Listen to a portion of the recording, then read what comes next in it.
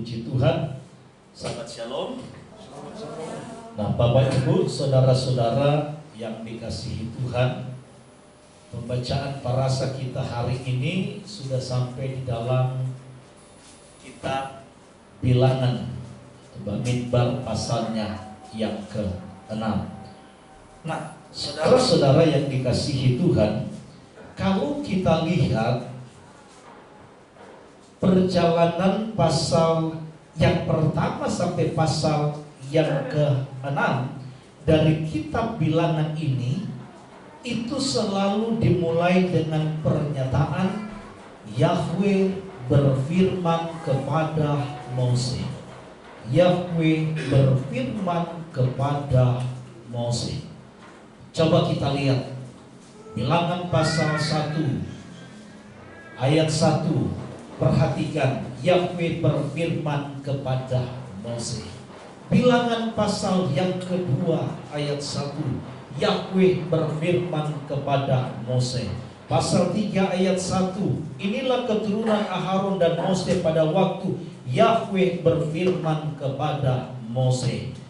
Pasal 4 ayat 1, Yahweh berfirman kepada Mose dan Aharon. Pasal 5 ayat 1, Yahweh berfirman kepada Mose. Begitu juga pasal yang ke-6 ayat yang pertama, Yahweh berfirman kepada Mose. Dan tentunya saudara-saudaraku yang dikasihi Tuhan, kalau kita mengikuti isi yang ada di dalamnya, maka kita bisa melihat bahwa pernyataan di ayat-ayat yang pertama ini itu sangat berkaitan erat dengan Yahweh Elohim sendiri ketika dia memberikan aturan maupun ketetapan-ketetapannya kepada bangsa Israel. Nah, Bapak Ibu Saudara, kalau kita mengikuti pembacaan dari pasal yang pertama sampai di pasal yang ke-6 ini, kita bisa melihat di sana bahwa pasca dilakukannya sensus terhadap laki-laki ya di Israel sebagaimana yang Tuhan suruh kepada Mose untuk dihitung, yaitu mereka yang berumur 20 tahun ke atas yang siap berperang. Maka kemudian Tuhan melanjutkan tentang segala macam hukum dan aturan-aturan, termasuk dalam parasa yang kita baca hari ini dari pasal yang keempat sampai pasal yang ke-6. Dan setelah itu, maka Yahweh Elohim sendiri pun menetapkan berkat yang akan diucapkan Imam Aharon atas orang Israel sebelum pentabisan bait suci atau kemah suci atau miskan di dalam pasal yang ke-7. Nah, Bapak Ibu saudara-saudaraku yang dikasihi Tuhan, ini penting sekali kita harus memahami ya, bahwa sebelum, sekali lagi, sebelum berkat Tuhan, berkat Kohen, ya, berkat imam atau berkat Kohanim, berkat imam-imam, berkat para imam ya, disampaikan kepada umat Israel. Karena kita tahu bahwa imam itu merupakan perwakilan daripada Tuhan. Imam dalam hal ini merupakan perantara sebagai alat yang Tuhan sendiri tetapkan, yang Bapa Yahweh sendiri tetapkan untuk mengimpartasikan yang namanya berkat kepada umat Israel.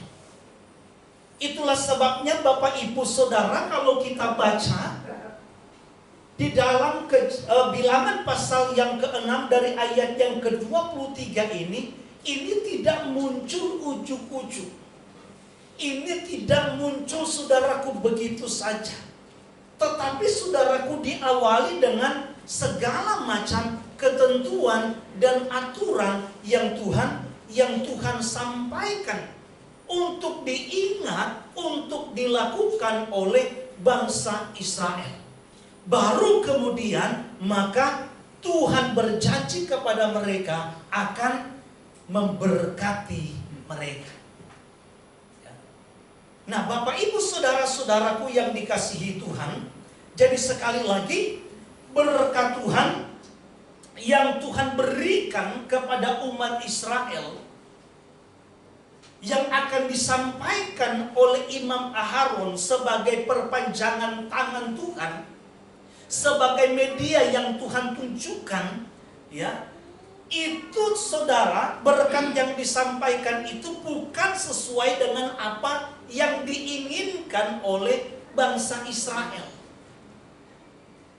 Sekali lagi saudara, bukan sesuai dengan apa yang diinginkan oleh bangsa Israel, tetapi sesuai dengan apa yang Tuhan pikirkan dan apa yang Tuhan inginkan. Tentunya yang lebih tahu adalah Elohim Yahweh itu sendiri. Apa yang dibutuhkan oleh bangsa Israel. Sehingga kalau kita mau lihat jujur, ya, ketika masuk kepada doa ucapan berkat dalam setiap ibadah, kebanyakan para pendeta, ya, hamba Tuhan, gembala, sebagai wakil dari Tuhan, biasanya doa berkatnya itu bermacam-macam. Doa berkatnya bermacam-macam. Ada yang mengutip Ulangan pasal yang ke-28, ada juga yang mengutip Bilangan pasal yang ke-6 ini dari ayat yang ke-24 dan seterusnya. Ada lagi yang modelnya lain. Nah, tetapi kembali lagi Bapak Ibu saudara-saudaraku yang dikasihi Tuhan, berkat Tuhan yang Tuhan berikan kepada orang Israel melalui imam, yang disampaikan oleh imam dalam hal ini Aharon dan keturunannya dan anak-anaknya, itu sekali lagi bukan berdasarkan permintaan atau keinginan daripada orang Israel, tetapi berdasarkan apa yang dipikirkan dan apa yang diinginkan oleh Tuhan. Sehingga kalau kita lihat berkat Tuhan yang diucapkan, yang disampaikan oleh Imam Aharon kepada umat Tuhan dari Bilangan pasal yang ke-6 ini sangat luar biasa. Walaupun banyak juga pendeta yang tidak mau memakai ayat ini sebagai acuan doa berkat. Banyak yang lebih memilih Ulangan pasal yang ke-28. Karena di situ ada begitu banyak berkat-berkat. Nah, Bapak Ibu Saudara, kalau kita melihat di YouTube, ya, kalau kita lihat di YouTube, kebanyakan para rabi-rabi, orang-orang Yahudi, bahkan mungkin imam mungkin di zaman dulu, ketika mereka mengucapkan doa berkat atau berkat Kohen ini, berkat Kohanim ini, maka tangannya itu begini bentuknya. Kalau juga saudara mungkin suka lihat, ya, ada yang memperhatikan apa tidak, ya saya juga suka meniru hal itu semua. Ya. Tentunya hal ini memiliki makna, memiliki arti. Bukan hanya sekedar ikut-ikutan. Nah, bentuk seperti ini, ya, ini merupakan bentuk huruf Shin. Bentuk huruf Shin. Nah, kalau saudara dalam bahasa Ibrani ada beberapa kata yang diawali dengan huruf Shin yang sangat berkaitan dengan yang namanya ucapan berkat ini. Kata yang pertama yaitu Shomer. Shomer itu artinya pelindung. ada lagi saudaraku kata Shanan. Artinya adalah ketenangan. Dan ada lagi yang sangat familiar dengan kita, yang sering kali kita lakukan, yaitu kata Shaddai, yang artinya Maha Kuasa. Dia berkuasa. Nah, Bapak Ibu Saudara, kalau kita lihat di dalam Ulangan pasal yang ke-6, ada sebuah perintah yang harus dilakukan oleh orang Israel.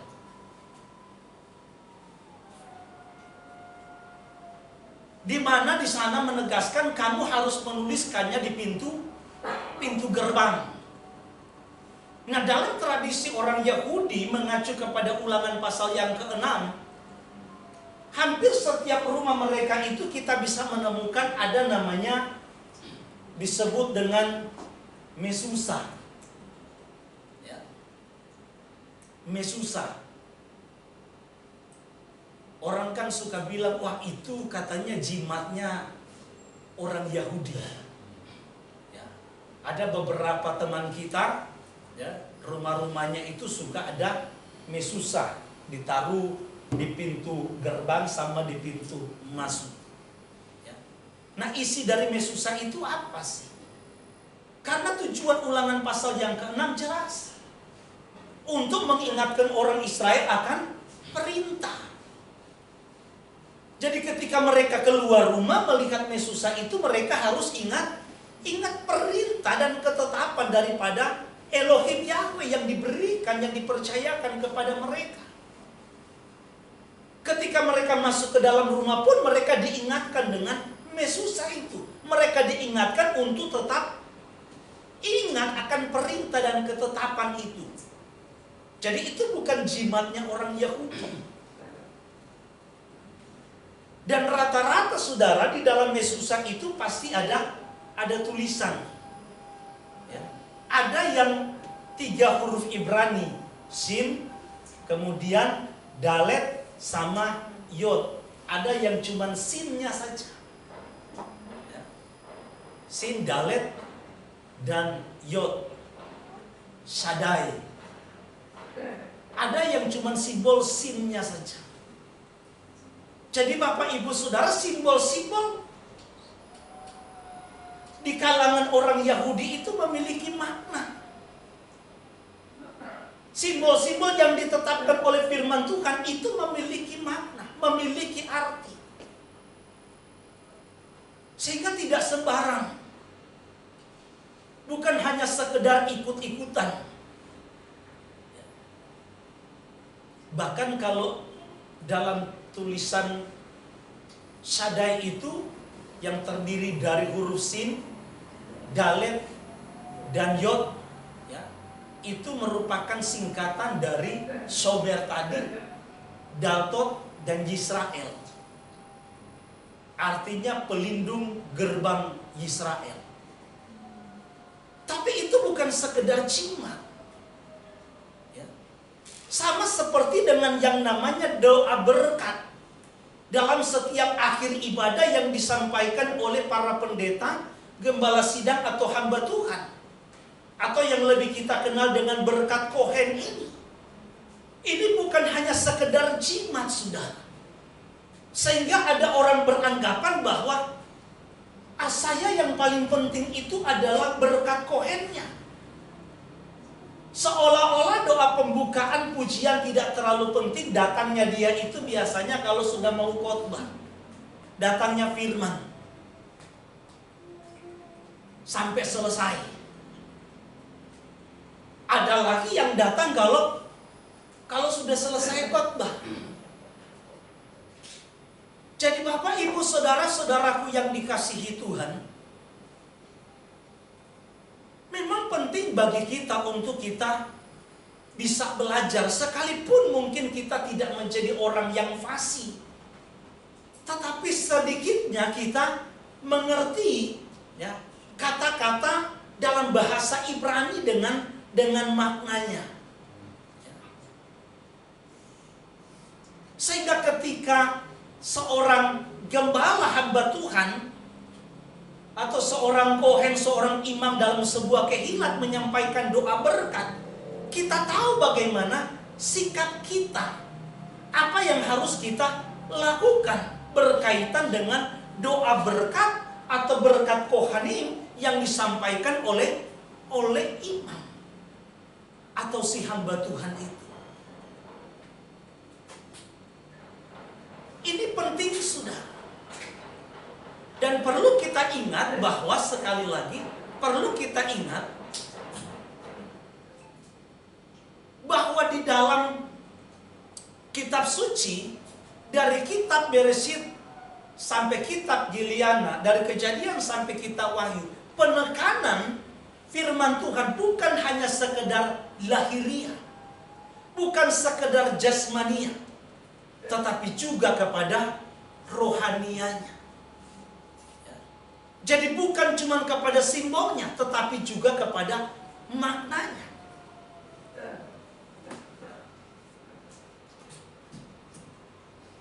Memang kalau mau jujur saudara, ya agak miris kalau seandainya saya yang sama sekali tidak mengerti, memahami bahasa Ibrani, lalu kemudian ya, dalam khotbah, dalam doa ada kata-kata bahasa Ibrani yang diikutkan, yang disampaikan. Nah, kalau ditanya misalnya artinya apa, kan tidak tahu, kan ngeri sudah. Ngeri karena kita mengucapkan sesuatu yang kita sendiri tidak paham. Kan ada agama-agama lain yang mengucapkan mungkin bahasa ibunya, tetapi sebenarnya banyak juga di antara mereka yang tidak paham dan tidak mengerti arti daripada kalimat yang mereka ucapkan. Nah, tentunya Tuhan tidak menginginkan itu terjadi di dalam kehidupan kita. Tapi kalau belajar ya harus. Belajar harus, supaya juga kita tidak dibodohi. Supaya kita tidak dibodohi. Makanya saya senang kalau misalnya menggunakan istilah-istilah bahasa Ibrani di tengah-tengah kehilat, yang memang saya tahu nggak ada yang ngerti bahasa Ibrani. Jadi kalaupun saya salah, ya saya pede aja. Paling juga saudara, wah hebat. Saya ingat loh saudara, waktu di Sumba sana ada teman kita ya, Ibu Rusiana ya. Waduh, dia berdoanya saudara pakai Tefillah Avinu. Waktu dia doa pakai Tefillah Avinu, mereka langsung angkat tangan. Sampai majelis-majelis angkat tangan. Waduh, kita katanya udah jauh ini. Jadi kalau kelasnya Ibu Ana bagi mereka itu, Ibu Ana udah kuliah, mereka masih di TK. Mereka nggak tahu Tefillah Avinu itu sudah jadi hafalan. Loh, orang kalau nggak ngerti begitu hamba Tuhan menggunakan istilah-istilah kata dalam bahasa Ibrani, dianggap udah luar biasa. Kendati pun padahal maknanya salah misalnya. Yang penting ada Ibrani-Ibraninya. Kan kita ingat dulu ada teman kita, siapa? Okta dulu. Waktu sebelum dia baca firman Tuhan, dia doa dulu. Rupanya Pak Randy sudah kasih cuplikan, dia hafal. Waktu dia hafal salah. Baru atayahu Eloheinu melik haolam asyir irsanu bimisbota kufudam Yeshua Hamasiyah versifanu lehi tatif batsitsi. Tapi kan kalau orang nggak ngerti, oh hebat, mantap. Nah, jadi sekali lagi Bapak Ibu Saudara, ini penting. Dan kemudian hal yang kedua yang menjadi penekanan berkat Kohen ini, berkat imam ini adalah apa yang disampaikan oleh Tuhan di dalam ayat yang ke-27. Sekali lagi saudara, hanya satu yang Tuhan inginkan, yaitu agar nama Yahweh yang diletakkan atas umat Israel, maka Yahweh akan memberkati mereka melebihi apa yang mereka harapkan ketika mereka ada di padang gurun. Jadi nama Elohim yang mereka sembah itu harus diletakkan di atas umat Israel melalui doa berkat itu atau berkat Kohanim itu. Bukan sekedar Tuhan memberkati engkau dan melindungi engkau, tetapi yang ditekankan di dalam ayat yang ke-27 adalah bagaimana nama Yahweh harus diletakkan atas umat Israel melalui berkat Kohen itu. Jadi jangan sembarang, saudara. Hati-hati, kadang-kadang kan kalau kita suka ada persekutuan ibadah-ibadah keluarga yang kadang-kadang karena kita memenuhi undangan, kita mengikuti ibadahnya, yang tentunya dipimpin oleh pendeta yang memang tidak mengakui tentang kedaulatan daripada nama Elohim yang disembah oleh Abraham, Ishak dan Yakub yang bernama Yahweh. Sehingga ketika mengangkat tangan, kita pun ikut mengangkat tangan. Ketika doa berkatnya diucapkan, padahal di sana tidak diletakkan nama Yahweh, tidak dinyatakan nama yang kudus itu, nama sebagai sumber berkat yang akan memberkati umat Israel. Tetapi kita begitu pedenya mengaminkan hal itu. Lalu ditutup dengan mengucapkan, Bapa terima kasih. Loh saudara-saudaraku yang dikasihi Tuhan, kalau kita lihat formulasi daripada berkat Kohen yang Tuhan sampaikan kepada Mose untuk disampaikan kepada Imam Aharon untuk memberkati umat Israel, ini sangat luar biasa, sudah.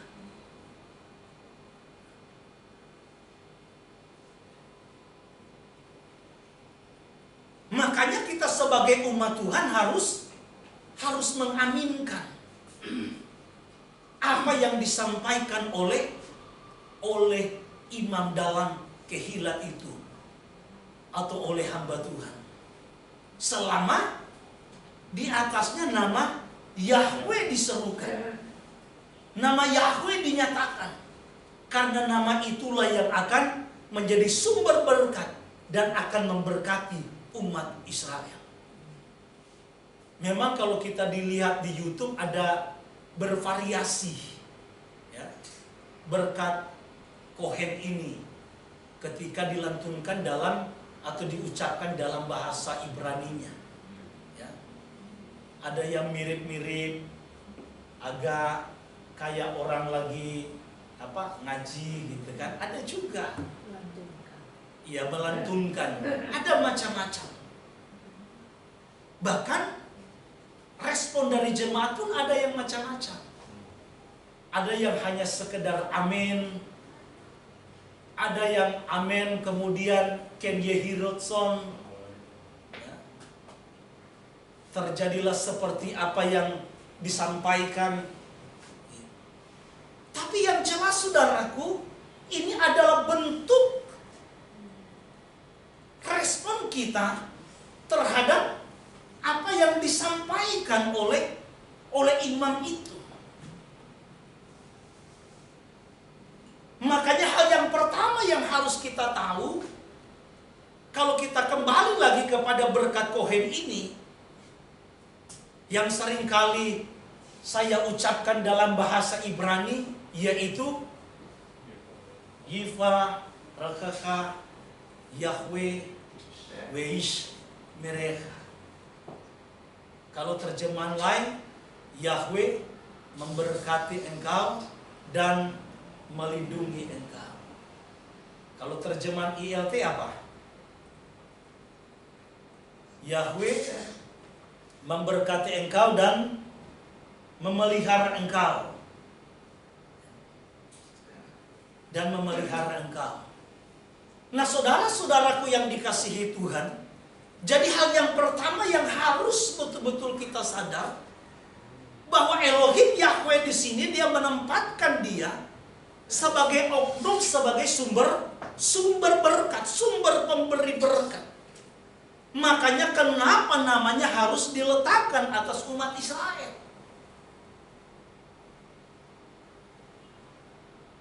Sehingga firman Tuhan katakan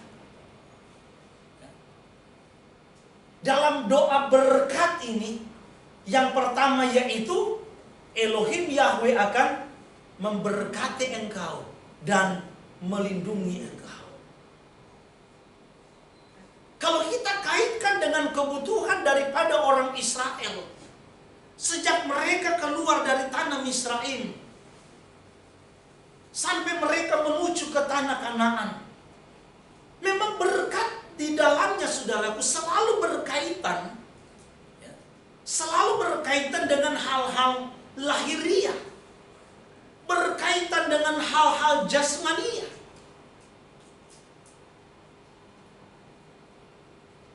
Baik dalam cocok tanam mereka, ketika mereka menabur, ketika mereka beternak, di dalam keluarga rumah tangga mereka.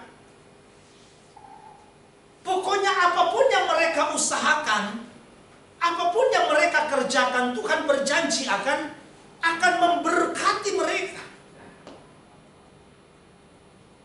Dan tidak cukup hanya dengan soal Tuhan memberkati mereka, melipat gandakan apa yang mereka kerjakan, membuat itu menjadi berhasil. Tetapi juga disertai dengan sebuah perlindungan, disertai dengan sebuah pemeliharaan.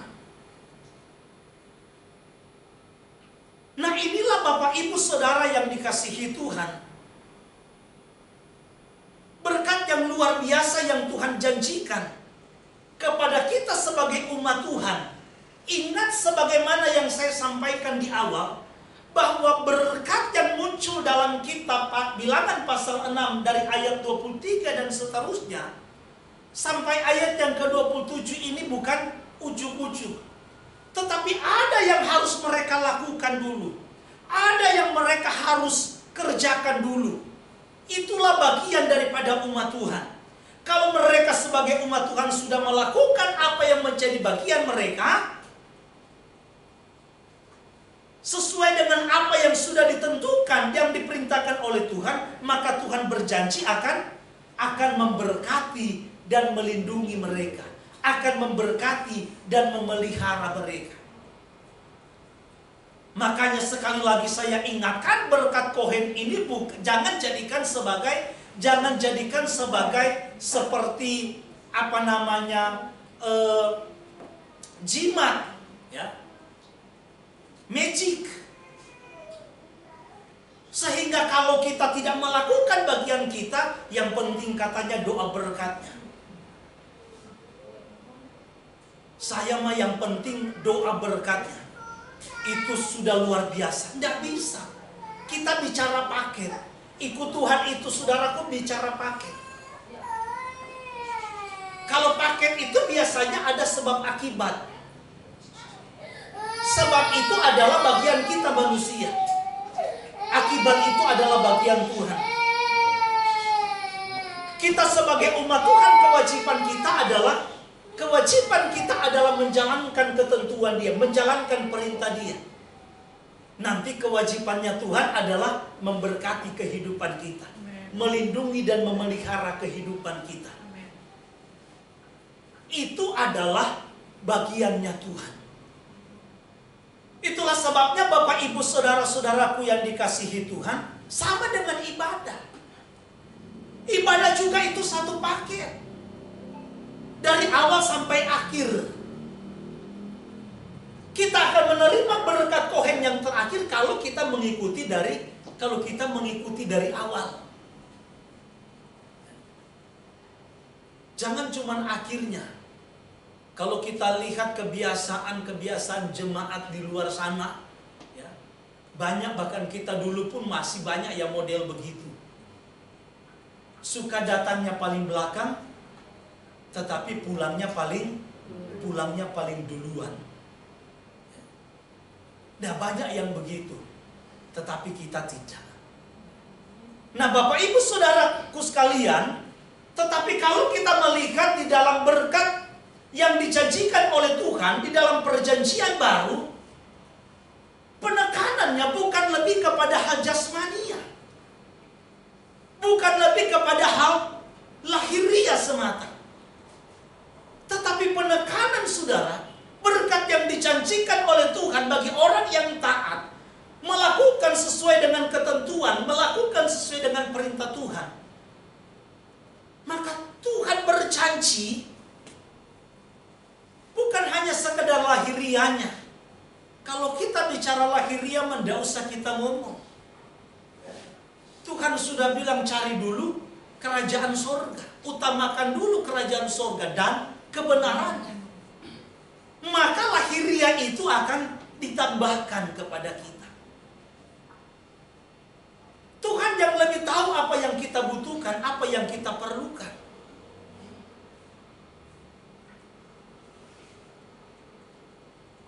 Itulah sebabnya Bapak Ibu Saudara, janji berkat di perjanjian baru penekanannya bukan kepada hal lahiriah, tetapi lebih kepada hal rohaniah. Sebagaimana kita bisa melihat dalam Kisah pasal 3 ayat 26. Tolong satu orang baca.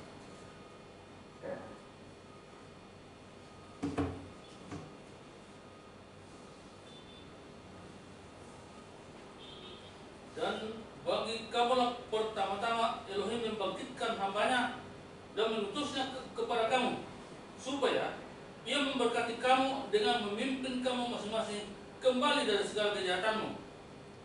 Nah, sekali lagi saudara, inilah berkat kerohanian yang kita peroleh.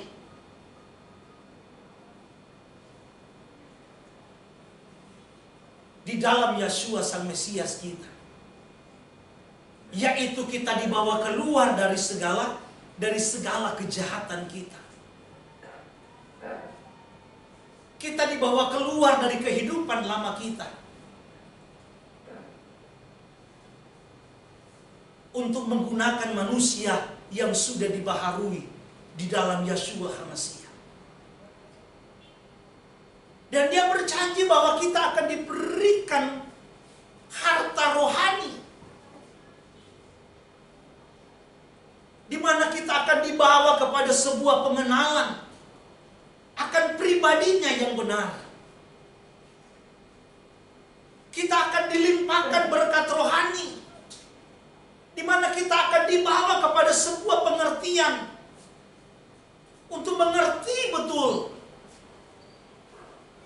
mana yang berkenan kepada Tuhan, mana yang tidak. Kita boleh mengenal isi hati dan kehendak Tuhan. Itu adalah kekayaan rohani yang luar biasa. Dan itulah yang Tuhan janjikan bagi orang-orang yang ada di dalam Yeshua HaMasiah.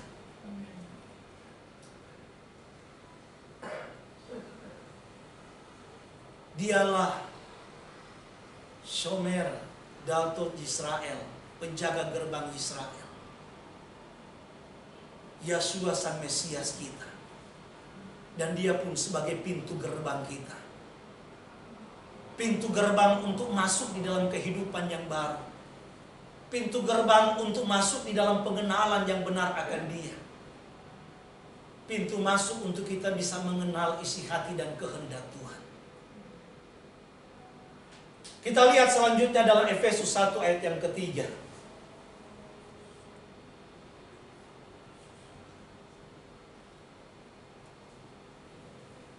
Terpujilah Elohim dan Bapa Bapa Tuhan kita Yeshua HaMashiach yang dalam HaMashiach telah mengaruniakan kepada kita segala berkat rohani di dalam sorga.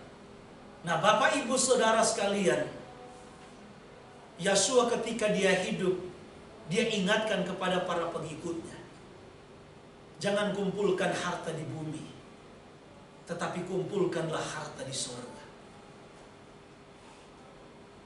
Dalam Matius pasal yang kelima tadi, dari ayat yang ke-16, kita diingatkan oleh Tuhan, tujuan kita dipanggil, tujuan kita dipilih, agar supaya kita boleh menjadi garam, kita boleh menjadi terang.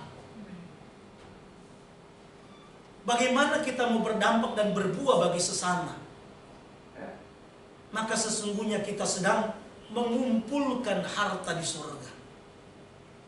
Ketika kita melakukan segala sesuatu untuk Tuhan, maka itu berarti kita sedang mengumpulkan harta surga.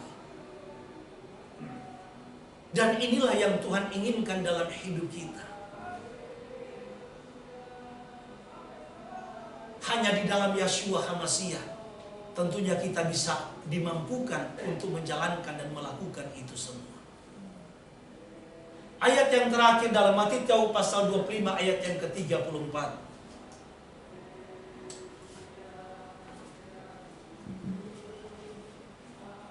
Dan raja itu akan berkata kepada mereka yang di sebelah kanannya, mari, hai kamu yang diberkati oleh Bapakku, terimalah kerajaan yang telah disediakan bagimu sejak dunia dijadikan. Nah, Bapak Ibu Saudara-saudaraku yang dikasihi Tuhan, inilah yang harus kita paham dan mengerti ketika kita mengiring dan mengikuti Yeshua. Bahwa di dalam perjanjian baru, tidak semata-mata harta lahiriah, harta duniawi yang menjadi tolok ukur kita. Bahwa hidup kita sesungguhnya diberkati, dilindungi dan dijagai oleh Tuhan. Tetapi yang lebih utama, yang lebih penting daripada semua itu adalah ketika kita memperoleh berkat kerohanian. Dan berkat rohani ini tentunya tidak sama dengan apa yang diberikan oleh dunia ini. Tolak ukurnya pun jauh berbeda. Kalau dunia seberapa banyak yang kita kumpulkan, maka itulah harta kita. Seberapa banyak yang kita dapat, maka itulah harta kita. Tetapi harta surgawi berbeda. Seberapa banyak justru yang kita beri untuk Tuhan. Apakah melalui sesama, apakah melalui pekerjaan Tuhan, maka sebanyak itulah harta kita di surga. Kan hukum tabur tuai itu tetap berlaku. Mereka yang menabur di dalam daging, mereka akan menuai kebinasaan. Tapi mereka yang menabur di dalam kebenaran, mereka yang menabur di dalam roh, mereka yang akan memperoleh kehidupan dan keselamatan yang kekal. Nggak ada seorang pun yang bisa merubah hukum tabur tuai. Saudara perhatikan, kan ada suka konsep begini. Ada doa begini. Biasanya itu sebelum kita bawa persembahan. Doanya biasanya suka nyasar, saudara. Tuhan, baik yang memberi banyak maupun yang memberi sedikit, bahkan yang belum memberi, Tuhan kiranya berkati berlipat kali ganda. Saudara, apa yang kita tabur itu ibarat benih. Kalau kita tidak menabur, kita mau doa pun disertai dengan puasa, nggak mungkin kita akan menuai selama kita tidak menabur. Nggak ada seorang pun yang bisa merubah hukum tabur tuai.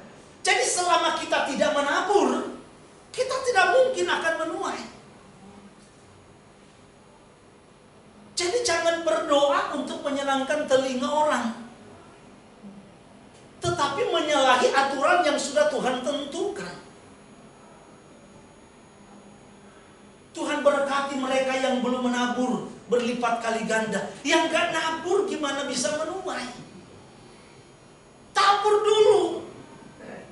Makanya berdoa supaya mereka yang belum sempat menabur, di waktu mendatang mereka boleh diberikan berkat untuk mereka menabur, diberikan benih untuk mereka tabur. Jangan-jangan sebenarnya benihnya ada, tapi karena pelit gak mau nabur, tapi mengharapkan menuai. Jadi ini konsep tabur tuai. Saya punya misalnya jagung 1 liter. Ini konsep tabur tuai. Yang namanya 1 liter itu waktu kita tabur, saudara, kita menuai 10 karung.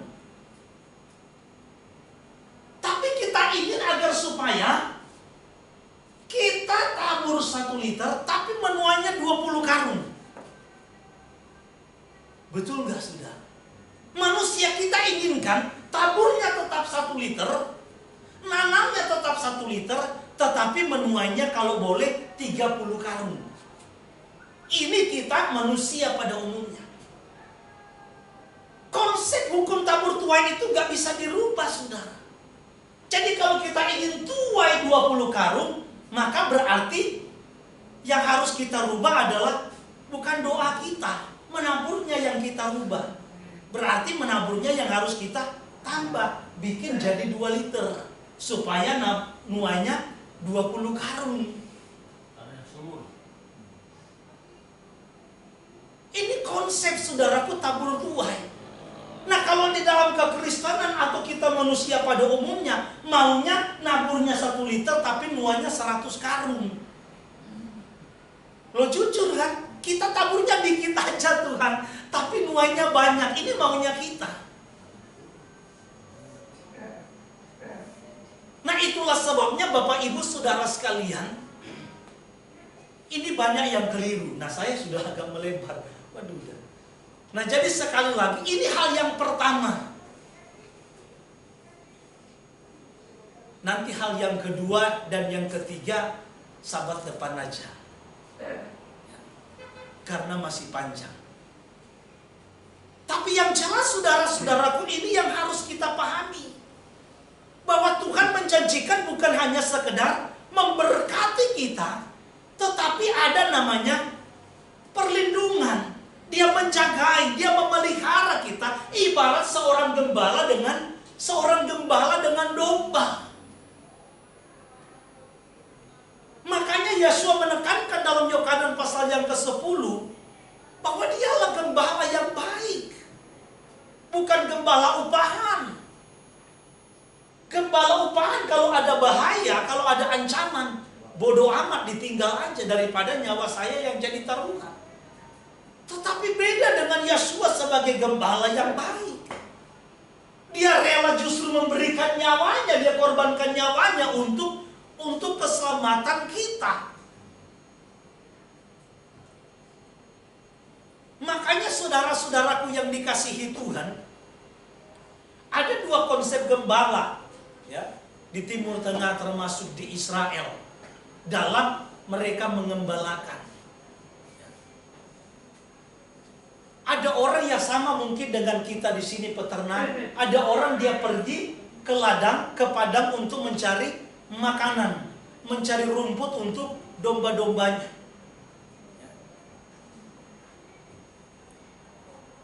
Jadi domba-dombanya itu suka dibawa pulang, dibikin kandang lah di rumah. Yang penting suplai makanan itu tetap ada, tetap tersedia.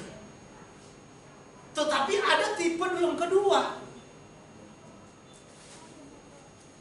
di mana domba-domba itu mereka biarkan memberikan makan di padang gurun. Sehingga kalau malam maka mereka akan mencari tempat. Yang biasanya tempat itu mereka cari suka ada di perbukitan, ada apa namanya, gua-gua kecil. Disitulah mereka taruh domba-dombanya.